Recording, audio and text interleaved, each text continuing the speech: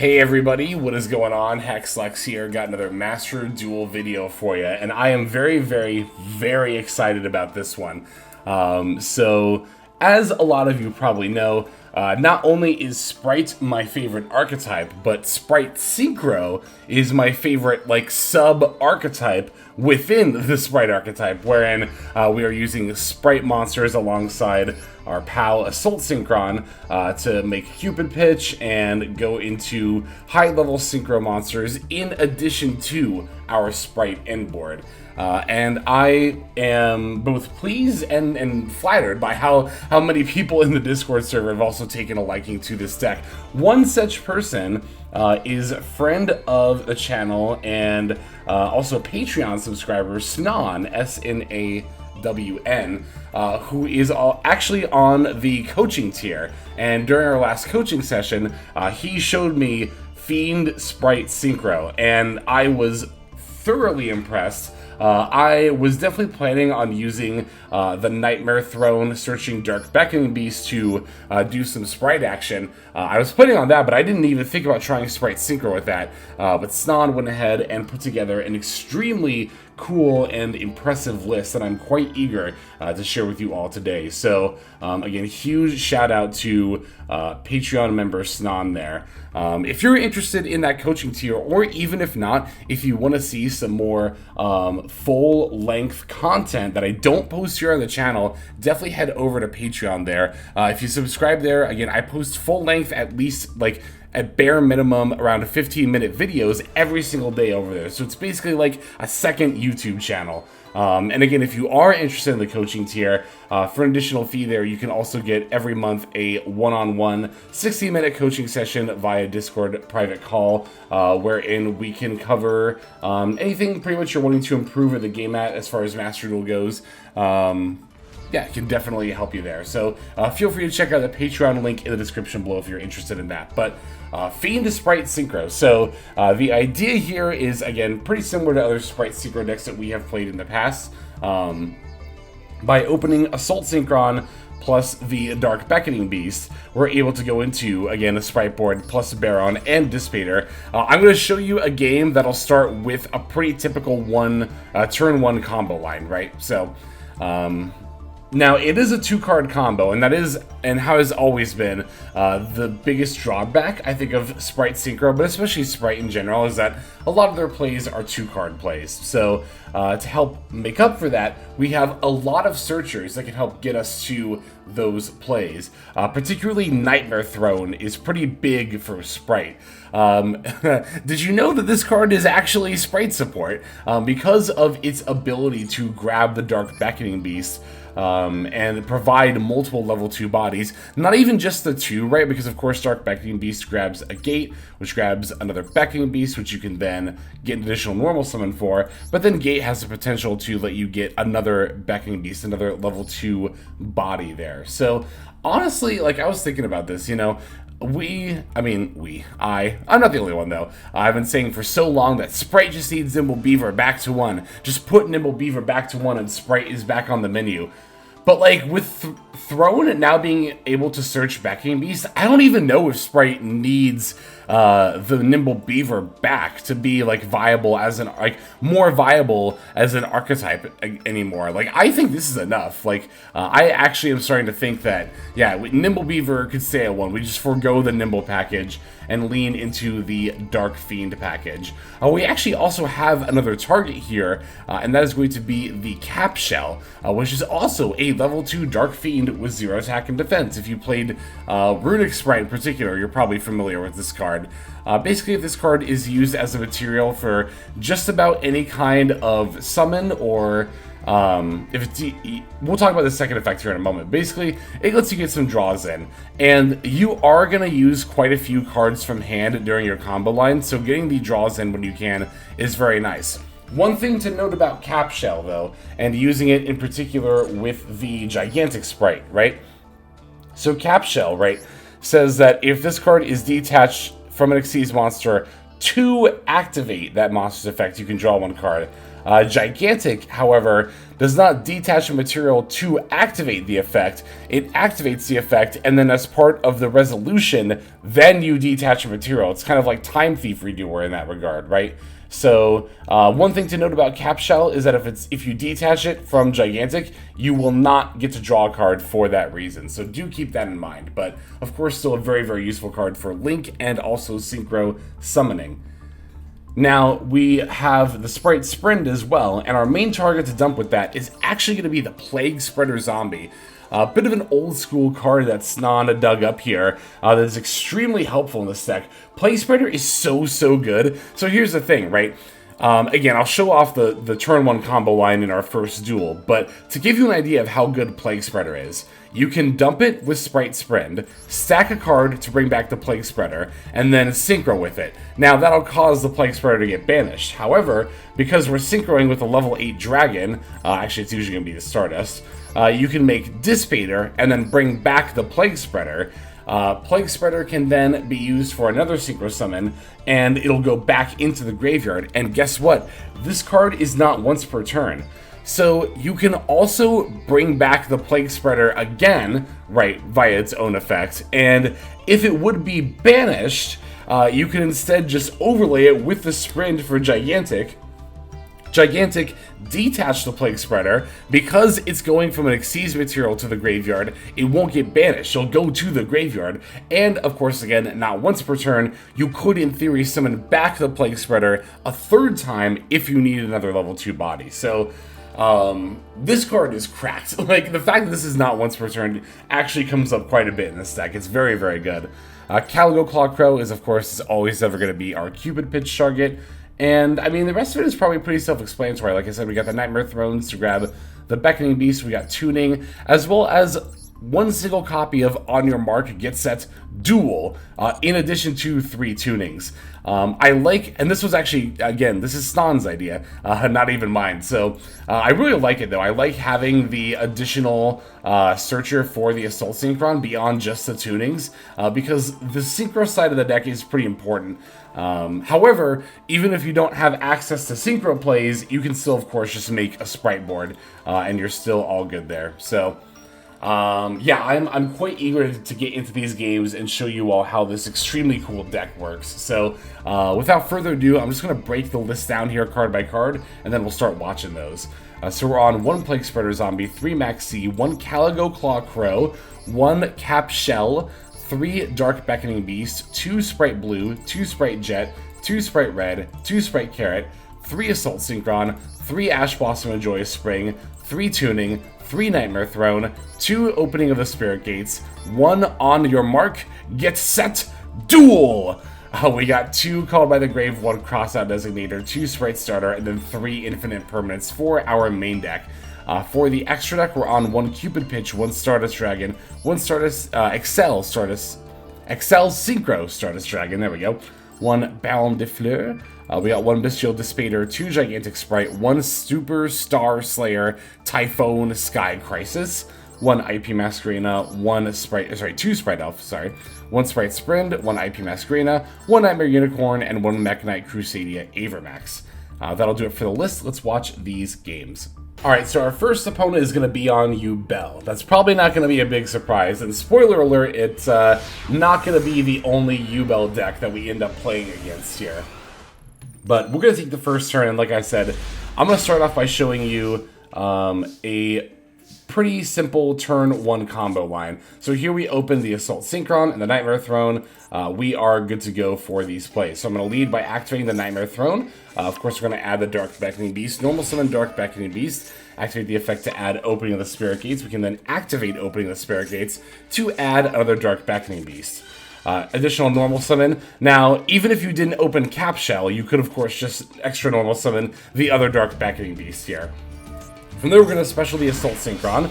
I'm going to Synchro Summon Assault Synchron and one of my level 2s on board. Doesn't matter which one you do first. For the Cupid Pitch. Cupid Pitch effect, and of course, because I use Cap Shell, I get to draw a card here. But again, not required to use Cap Shell for the combo. You could use that other Dark Beckoning Beast instead. We're going to increase Cupid Pitch up to level 6, then sync it with the Dark Beckoning Beast to go for Excel Synchro Stardust Dragon. Cupid Pitch will activate as well as Excel Synchro Stardust. to bring back the Assault Synchron. Now, you're going to bring back the Assault Synchron and then Cupid Pitch add Calgo Claw Crow. What you do not want to do is go straight into Dissipator or Baron de Fleur here. We can do much better than simply that. We're going to special the Calgo Claw Crow, link it off with the Assault Synchron to go for the Spright Sprend. Now, with Spright Sprend's effect, we're going to use it to dump the Plague Spreader into the graveyard. From here, we can activate Plague Spreader, stacking one of our cards to special it. I stacked Sprite Starter, because we're going to search that off of Jet later anyway. Also, worth noting here is that the reason we go to all this trouble to get the Plague Spreader out is because we want to tribute Excel Synchro Stardust for its effect. However, we also want to summon it back off Assault Synchron, and in order to do that, Assault Synchron needs to already be in the graveyard when you tribute the level or the Dragon Synchro monster, right? So if we had Assault Synchron and Excel Stardust on the field, and we activate Excel Stardust effect, tributing it to Synchro with the Assault Synchron for like Bestial Dissipator, right? We would not be able to activate Assault Synchron's effect. Again, this card needs to already be in the graveyard when the monster is tributed or banished to get the effect. That is very, very important to know about Assault Synchron. So, again, that's why we go to all the trouble to set up Plague Spreader. But now we can tribute Excel Stardust, bring out regular Stardust, immediately synchro with the Plague Spreader into the Bestial Dissipator. And then now, again, we get the Assault Synchron effect, banish it, and then bring back the Excel Stardust. We're going to use Bestial Dissipator, bring back Plague Spreader, not Assault Synchron, bring back Plague Spreader, because again, not once per turn. Gonna sync those two into the Baron de Fleur. Now here, because I have Sprite Red in hand, I'm just gonna end up special summoning that. However, even if I did not have a Sprite monster in my hand, I could still, as mentioned before, stack a card from my hand back on top of my deck, and then bring back the Plague Spreader, and use that with the Sprint to make the Gigantic. But again, I just had a Sprite Red, so I figured I would just go ahead and use that. Gonna go for blue, blue for Jet, Jet for Starter. Can then link off the blue and the Gigantic into Sprite Elf. Now from here we're going to use Sprite Elf's effect to bring back any level 2, it doesn't really matter, because we're just going to link it off with the Jet in order to make the IP Masquerena. And then finally we'll throw down the starter.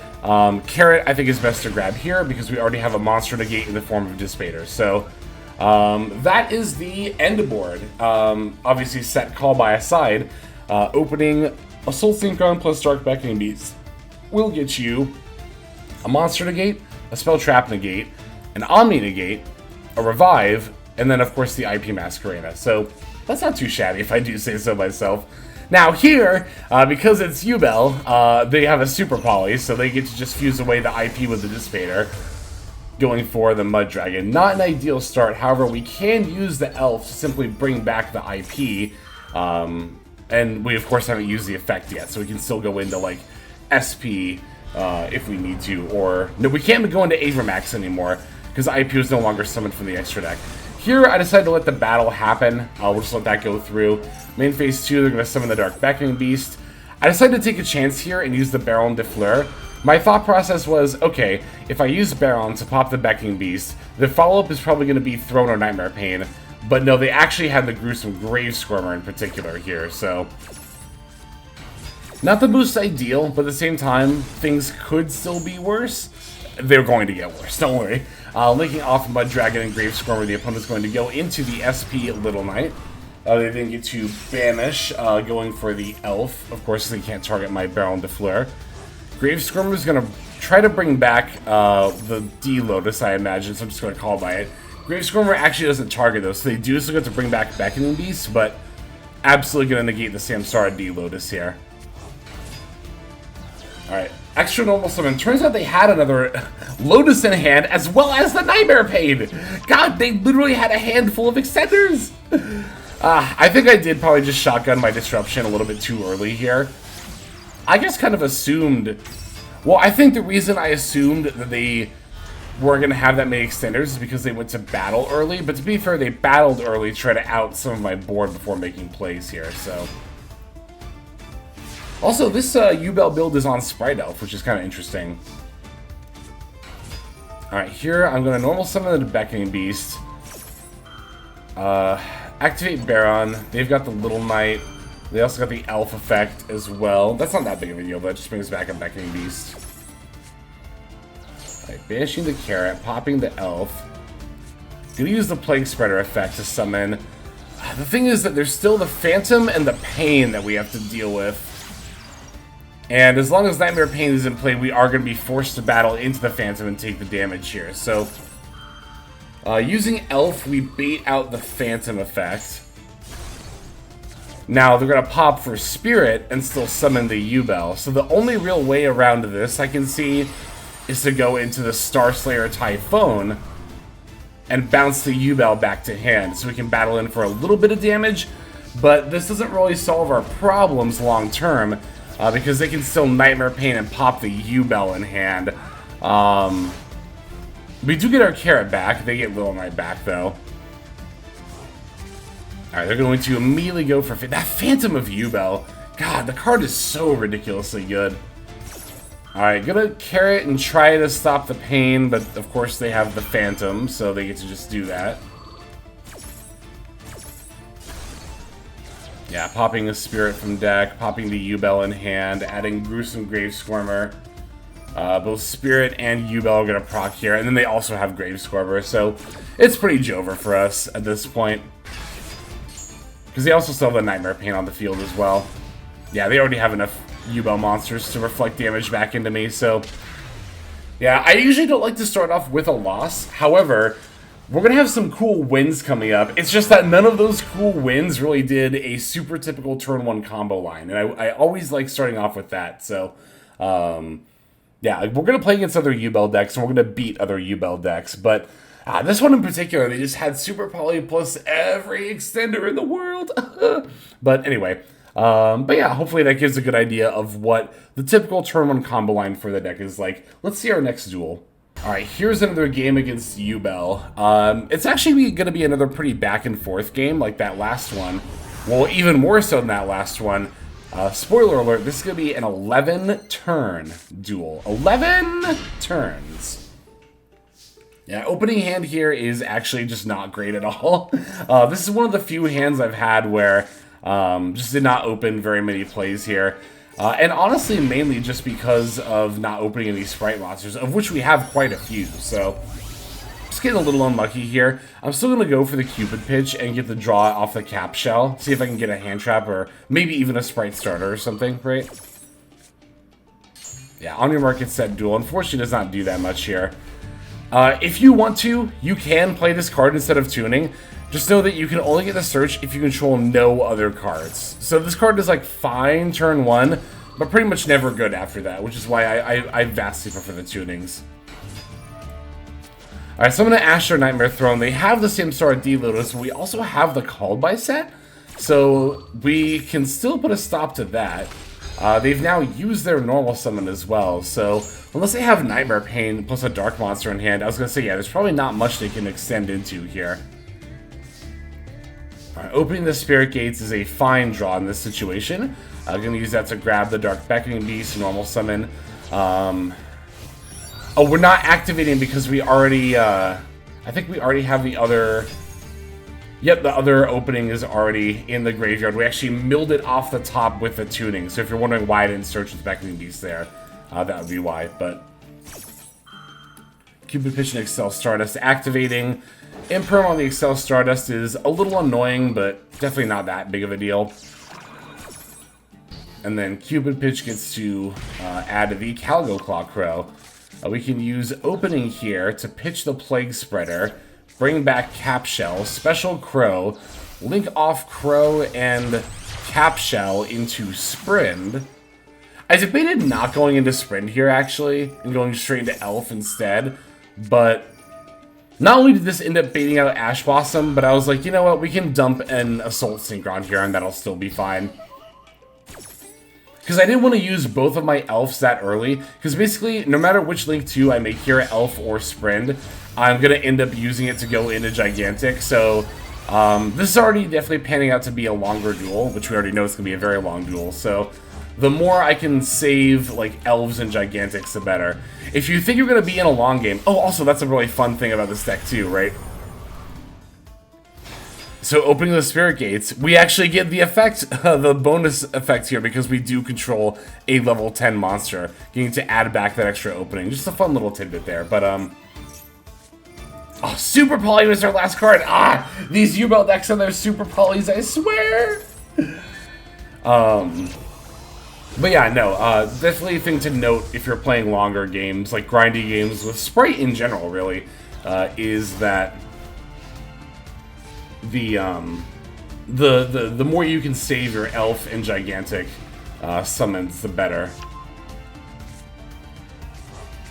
Alright, looks like they're going to make a phantom here after battling before passing back over to us. There's that on your market set duel again, and we stacked that with the Plague Spreader, so we knew that was coming. I shouldn't have stacked it again here. Oh, that was a misplay. Yeah, I misplayed pretty hugely right there. I should have pitched on your market set duel and sacked opening, not the other way around. Yeah, because Capsule is just going to draw. Well, I mean, to be fair, Capsule just draws the card again either way, so. Alright, gonna revive the Sprint with Elf and then use those two to make a gigantic. Battling over the Mud Dragon.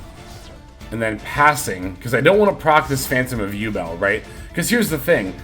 If Phantom of Yubel activates, then they can just pop the Spirit for the Yubel. They have Nightmare Throne. It's just gonna be a whole thing, right? So, yeah, by not doing anything here, I forced them to just kind of sit on this Phantom, not be able to do much either. Okay, now I'm going to activate Gigantic to bait out the Phantom, because now I have the ability to make additional plays, right? Last turn I did not have that ability, because I already used opening. I didn't have a follow-up in hand either, so. We can use opening to bring back this Cap Shell. This Cap Shell in this grind game, I swear, it's so good. It's so good getting all these draws. It's been extremely helpful. We get to banish the Yubel here with the Little Knight, which is very, very nice. And then Cap Shell. Although this will trigger the Nightmare Throne, which I did forget about in the moment.